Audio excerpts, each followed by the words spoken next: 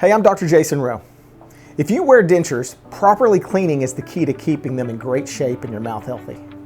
First, always use a soft bristle brush to clean your dentures. Avoid using abrasive toothpaste, which can scratch the surface and lead to bacteria buildup. Instead, use a non-abrasive cleaner specifically designed for dentures. After brushing, rinse your dentures thoroughly with water to remove any remaining cleaner. This ensures that no residue is left behind that could irritate your gums. Taking a few minutes each day to clean your dentures properly can make a big difference in your oral health.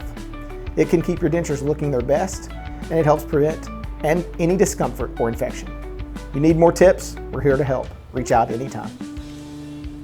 Also, remember to check out our other ProDental Pro tips on our YouTube channel.